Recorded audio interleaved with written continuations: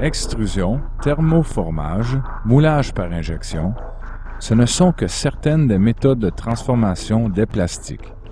La technologie de pointe et la robotique jouent un rôle important dans la plupart des procédés. Les ordinateurs permettent un niveau de précision, d'efficacité et de productivité plus élevé. Écoutez la vidéo et ensuite tentez de déterminer comment certains produits sont fabriqués.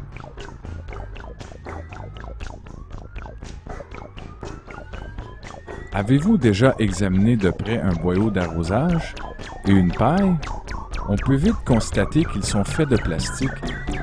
Mais savez-vous qu'ils sont fabriqués en moulant par extrusion le plastique chaud grâce à un dispositif de moulage que l'on appelle une filière?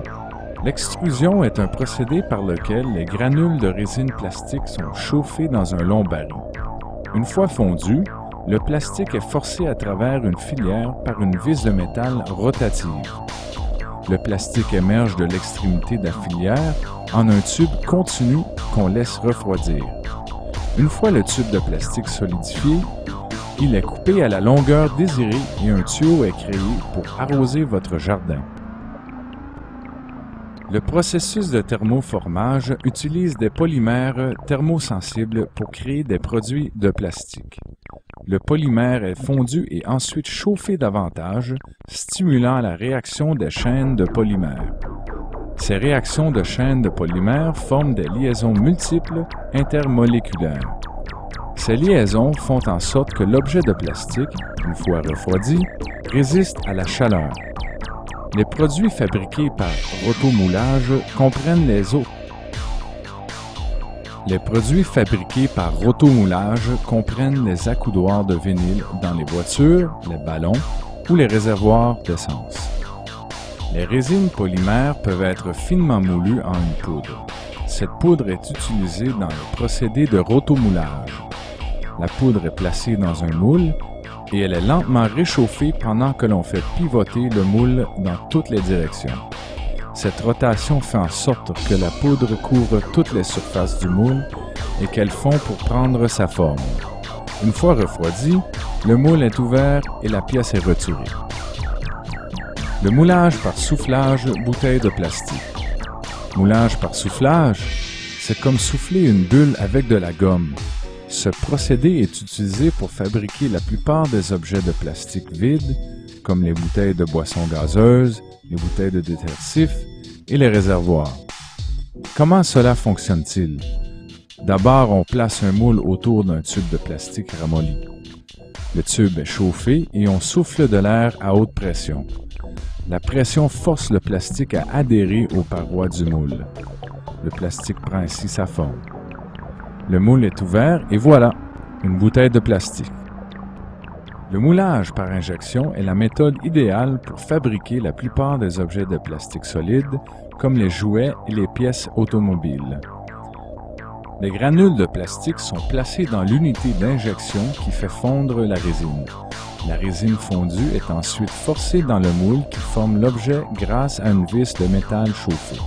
L'unité porte-moule contient le moule et s'ouvre pour éjecter la pièce finie. Les unités sont faites d'acier inoxydable et peuvent coûter des centaines de milliers de dollars.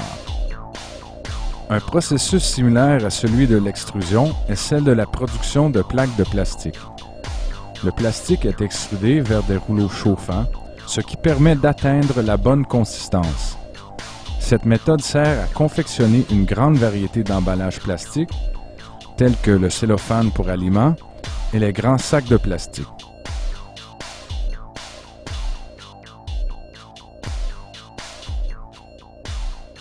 Les voitures, les lunettes de visée infrarouge, l'équipement de golf, les ponts, les bateaux, nommez-les, ils contiennent probablement du plastique, mais pas du plastique pur. Ils sont faits d'un composite plastique. La fibre de verre est la plus commune de ces composites. Les composites sont une combinaison de résine thermodurcie et d'une composante de renforcement comme du verre ou du carbone. Il existe quelques méthodes permettant de créer un composite, la traction des profils enroulés et l'extrusion par étirage.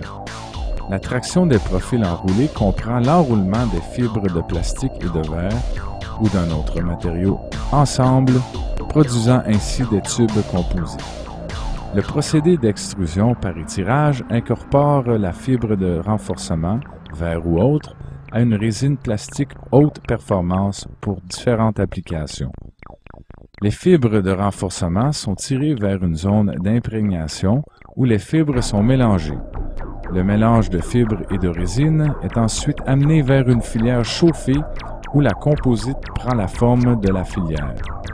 Les composites fabriqués par extrusion, par étirage, remplacent bien l'acier, l'aluminium et le bois. C'est sensationnel. Les composites se retrouvent dans tout ce qui vous entoure.